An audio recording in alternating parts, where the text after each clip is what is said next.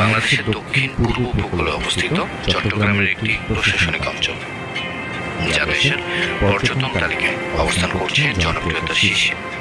কারণ এখানেই রয়েছে পৃথিবীর দীর্ঘতম সমুদ্র সৈকত, যার টানে বাংলাদেশ সহ বিশ্বের নানা প্রান্ত থেকে সারা বছরই পর্যটকরা ছুটে আসে এখানে। ভ্রমণ গল্পের আজকের পর্বে আমাদের গন্তব্য কক্সবাজার। সম্পূর্ণ ভিডিও দিতে থাকবে ঢাকা থেকে কক্সবাজার যাওয়ার উপায়, কক্সবাজার গিয়ে কোথায় থাকবেন, কি খাবেন, হোটেল ভাড়া সহ আশেপাশে কোথায় কোথায় ঘুরবেন, সবকিছু নিয়ে একটি বিস্তারিত এপিসোড, যা দেখলে কক্সবাজার সম্পর্কে মোটামুটি একটি ধারণা পেয়ে যাবেন বলে আশা করছি। আমাদের এবারে কক্সবাজার যাত্রা শুরু হতে যাচ্ছে ঢাকার সায়দাবাদ থেকে। এই যাত্রায় আমরা যাচ্ছি মিয়ামি পরিবহনের এই এসি বাসটিতে করে, যা আমাদেরকে সরাসরি ঢাকা থেকে কক্সবাজার পর্যন্ত পৌঁছে দেবে।